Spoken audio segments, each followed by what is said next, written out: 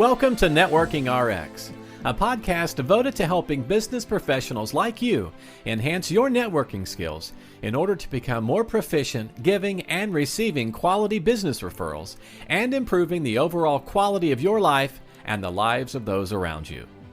The Networking RX podcast is a production of AmSpirit Business Connections, an organization whose mission is to empower business success through networking. Welcome to the Networking RX podcast. I'm your host, Frank Agan, founder and president of AmSpirit Business Connections. Today, I have another guest on. They're always great, another great guest. As our ongoing subscribers know, often it's me sharing ideas and insights, best practices for building professional relationships. But it's not all about me. There are a lot of other great people out there. So occasionally I'll be interviewing subject matter experts, authors, speakers, thought leaders, social scientists. These people share their knowledge, share their experiences, and help us build better relationships, as well as understand why we humans interact the way we do. Today, I have on with me Jill Salzman. Did I get that right? You sure did. Oh my gosh. I usually clear that up before we even hit record, and I didn't. You could nail it. No, you're good. All right. Anyhow, Jill, as she will get into, she's a professional brainstormer, do-it evangelist, sassy speaker, lover of chocolate. We could go a whole episode on that, and founder of the Founding Moms, plus host of the Why Are We Shouting podcast. Jill, welcome.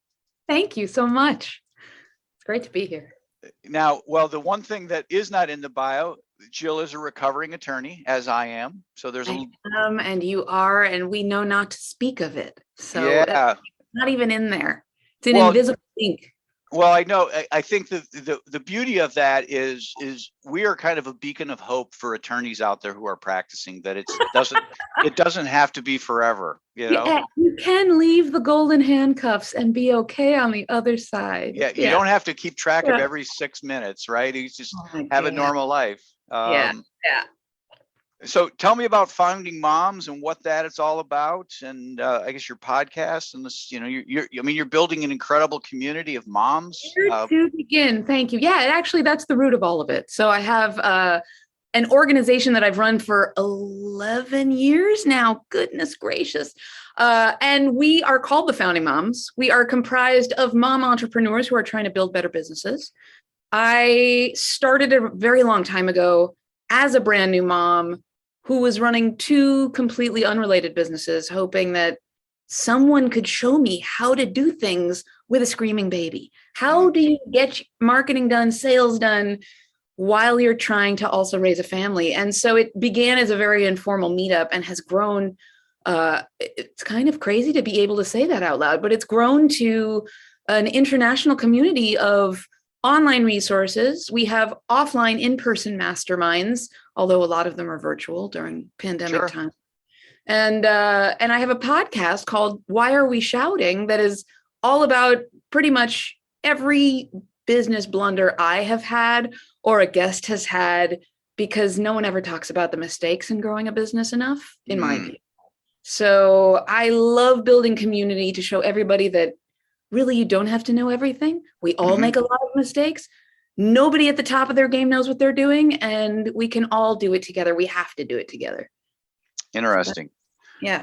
Your podcast reminds me of another podcast I was on. Andrew Stotts, he's over in Thailand. He's from Cleveland. He moved to Thailand 30 years ago. Long story.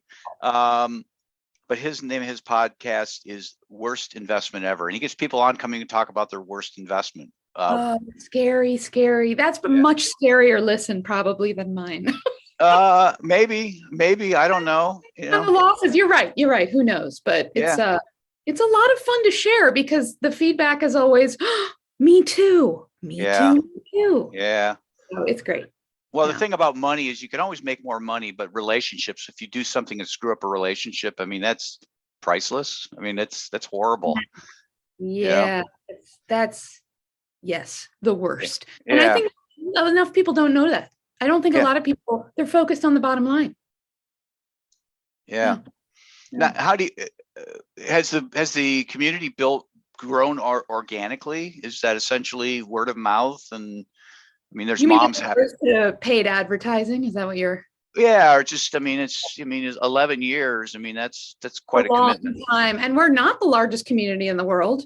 Yes, it's been, again, because I began by accident, I spent the first 3 years not charging anybody a cent and just saying, come meet in any city where you have questions about how to build a business and raise a baby. I almost just said grow a baby. And so we basically out of that spent a couple of years formulating how to do things, formalizing it a little bit more. And then the next few years, it just kept evolving. I keep chasing the members. What do they need? Where are they?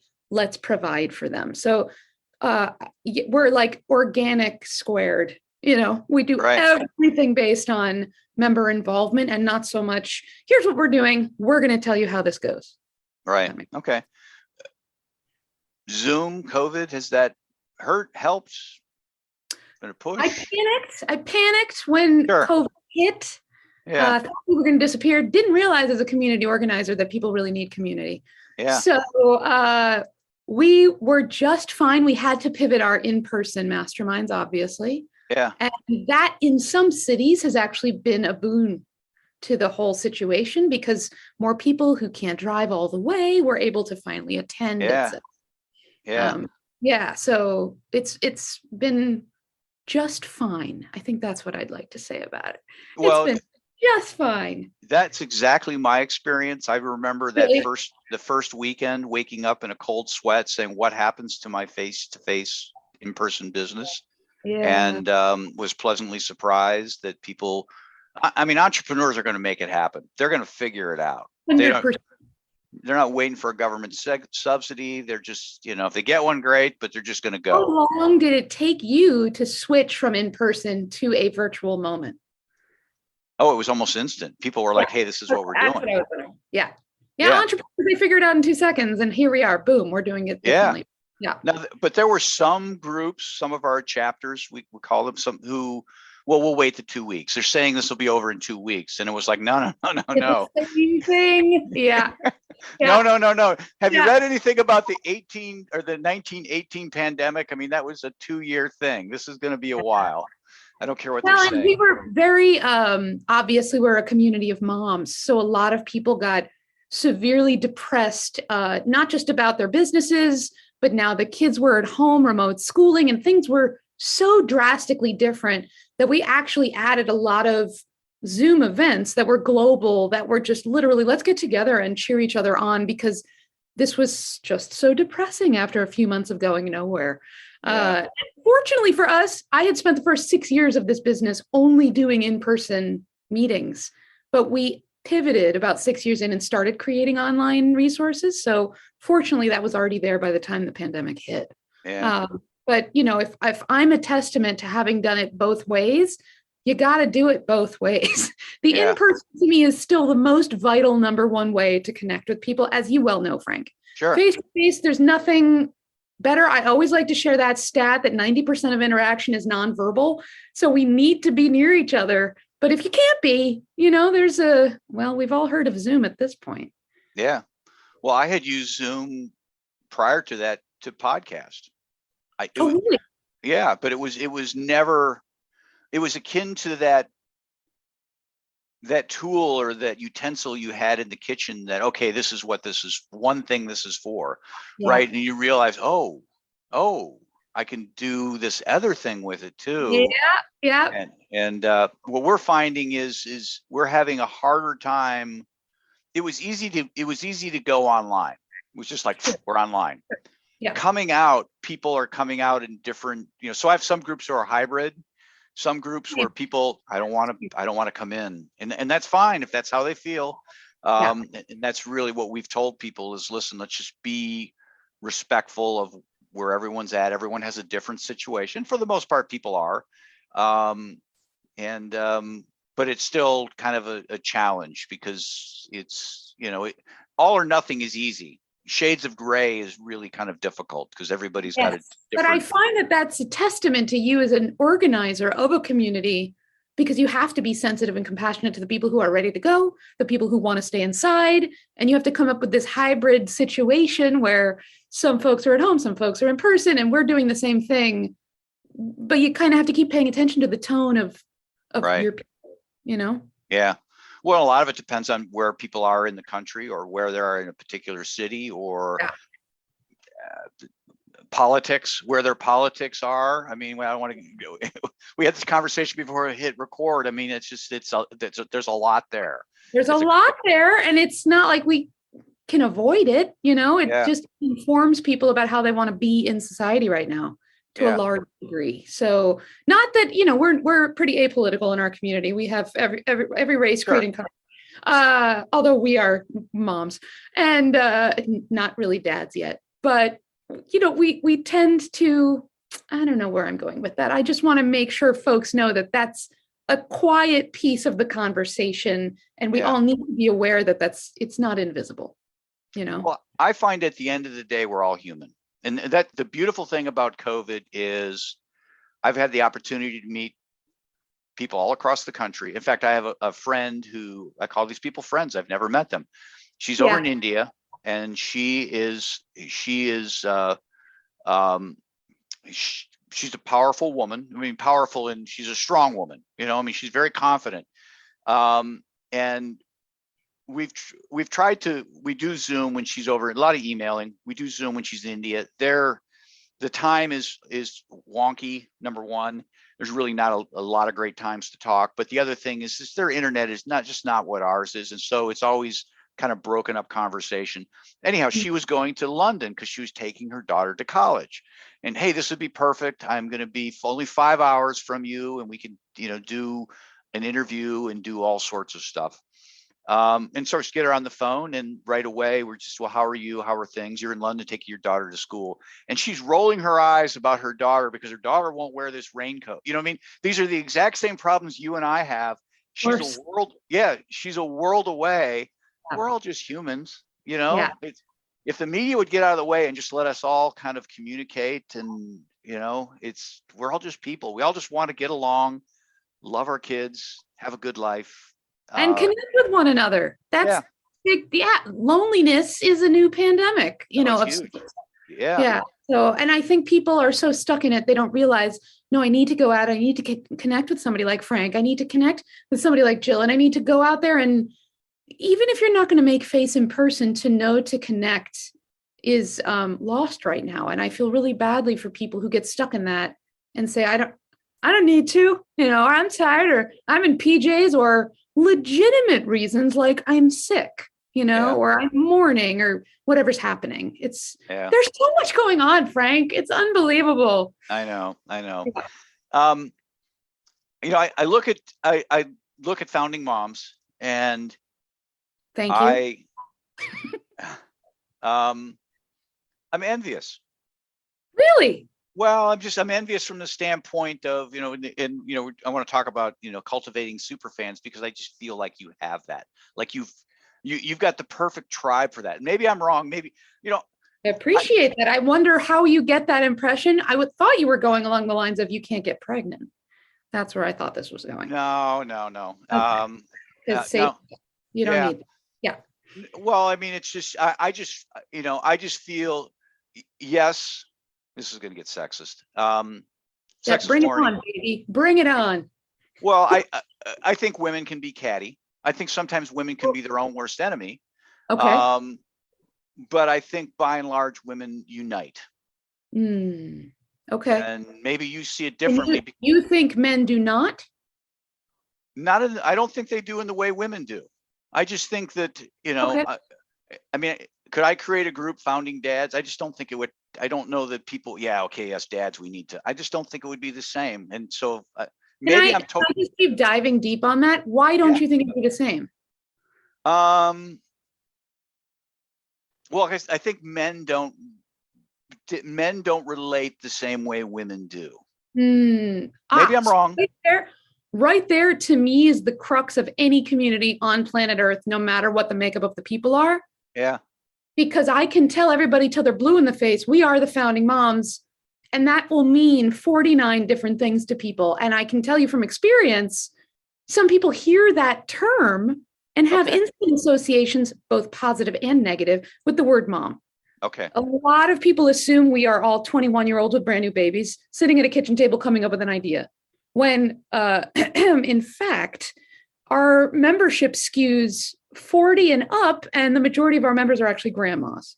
So there are lots of assumptions that go into a name, first of all. I just want to put that out there. But the part you're talking about where I don't think men relate in the same way, whether that's true or not, we don't need to debate that today. That's another podcast episode. But I truly believe that if you, Frank, sat down with a group of dads pretending you were launching the Founding Dads, and you facilitated a way for them to relate in a way that was comfortable for them, bingo, you've got a very thriving group of sticky super fans. I don't think it's in the makeup of the members themselves. I think it's in how they are led to relate to one another, because as you were saying before, women can be catty. And while sure, that's true, I actually think men can be pretty catty as well. Okay. But I think that there are lots of women in business organizations where the makeup of those organizations are very different looking women than ours.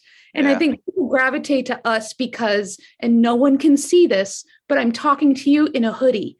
So we're very, very casual.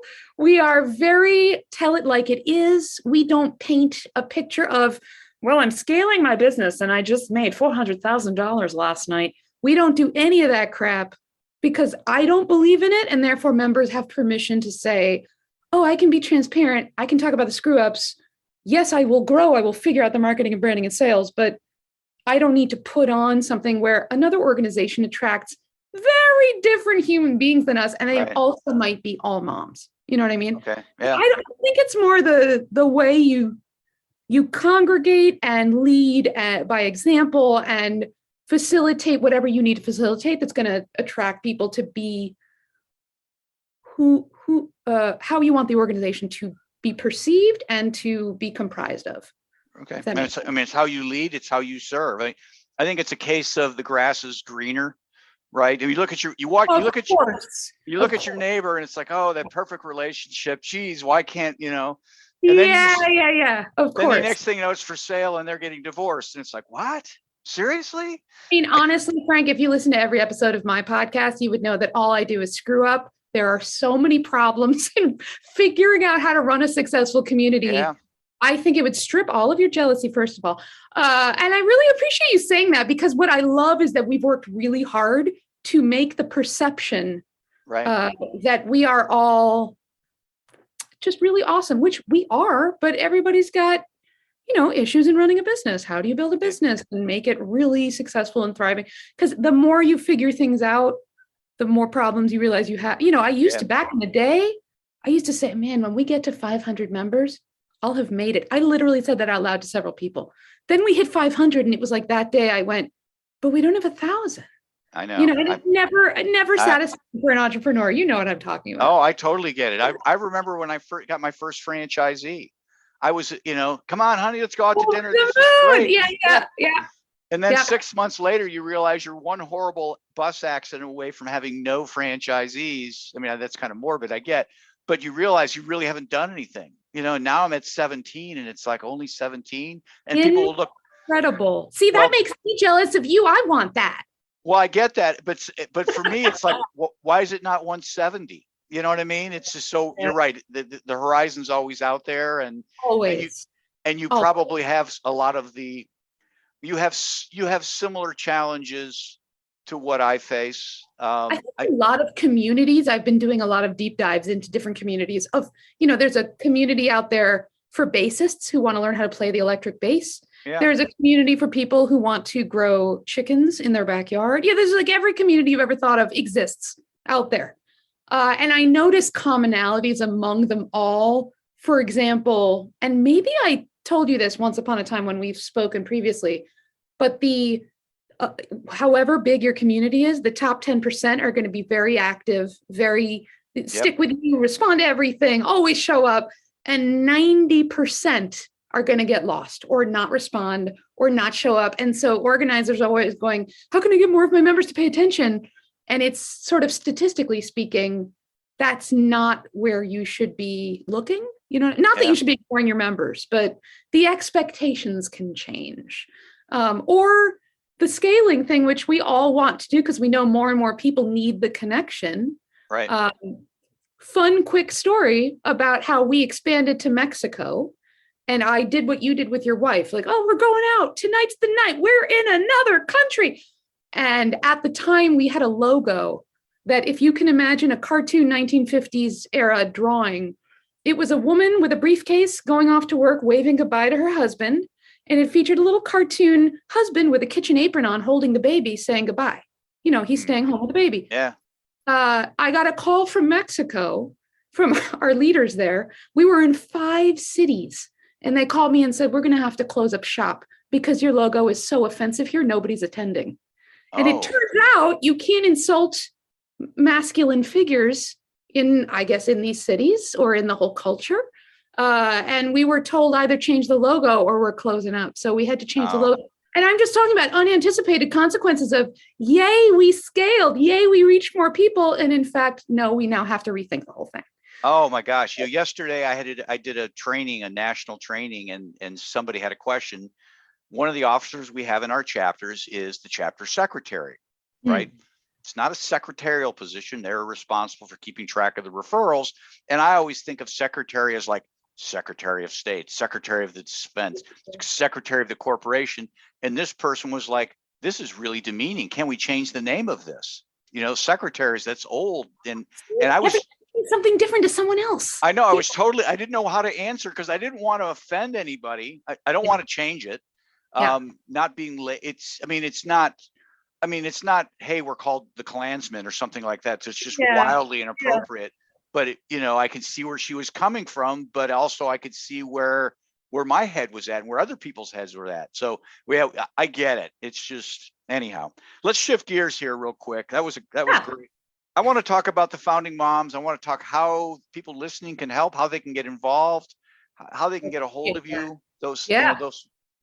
I really appreciate that. We are at foundingmoms.com. You can also find at Founding Mom or at Founding Moms anywhere online, maybe except for TikTok. Don't look for us there. Okay. But otherwise, we're pretty much everywhere, all over the place. My podcast is Why Are We Shouting? You can look that up in your little podcasty app. I think that covers it, but we're very, very reachable. Okay. So these are groups that people can belong to, the membership is comprised of 2 pieces. So when you join, you get access to our video course library, all of our live events happening, from webinars to hot seats to boot camps. You get action to our whole chatting online with a ton of amazing members. And you, in addition, part of your membership is to attend in your city if we exist there. So come find us if we're in your city. And if we're not yet in your city, we want to hear from you so we can launch in your city. Okay. Because we're just like you, we're always looking to expand and make sure more mom entrepreneurs know we're here, we exist. Hello, come on in. Are you in Columbus, Ohio? We're not. Although, let's play the geography game. We are just going to be launching in April in Maineville, Ohio. But I don't know where that is. Yeah, Maineville's up. I think it's up. It might be near Cincinnati. It's in one of the corners. Yes, sounds right. That sounds right. Forgive me. I am originally a New Yorker, so I don't. That's fine. That's fine. We can help you change that. Well, I know people here. Amazing. So, thank you. Okay. Make some introductions and awesome. You are the connecting king. I have to tell you, I've been, again, doing this over a decade. I've never met anybody who is so generous with connections. It's amazing. Well, they don't cost anything. They they cost your time. Well, I get that, but see, the way I look at it is this, and I wrote a name down here. I'm going to connect you to somebody here. Thank you. And I don't know if she's the person or not, but she knows lots of people. Sure. But this will benefit her too. You know what I mean? For sure. And so it's, you're doing the right thing. I just think that not enough people think like you, and I wish they did. Yeah. Well, thank you. I mean, Zig Ziglar has a quote, right? You can get anything you want in life if you help enough other people get what they want. And that's pretty straightforward. Bingo.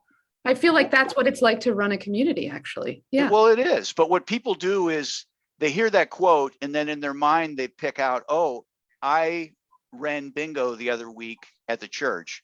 Yeah. Where's mine? I did my one thing. Where's mine? Yeah. And the reality is if you have a huge vision of where you want to take things, Yeah. then to get where you want to go, you really have to be helping lots and lots of people. And Yeah. I don't know. I agree. Karma's good to me. Karma's good. Agreed. I'm proud of you, almost like I'm your founding mom now. There you go. Well, thank you. Well, I really appreciated having you on today. It was fun. It was very fun. A lot of fun. I feel like we could just keep going, but we'll bore people after another few hours. Sure. Well, you know what? At some point we'll have you back and we could talk about some other aspect or whatever it is. You let me know. Absolutely. I'd love that. I will get the website in the show notes. So we'll talk you up. All right. Thanks. Bye. Thanks for joining us on the Networking RX podcast. Please put what you've learned into action today and let us know if you have questions, comments, or ideas for future topics. You can email them to us at podcast@amspirit.com. That's AMSPIRIT.com. Finally, so you never miss an episode, be sure to subscribe to the Networking RX podcast through iTunes, Overcast, or however you receive your podcasts. Now get out and network with someone. The Networking RX podcast is the copyright production of AmSpirit Business Connection. All rights reserved.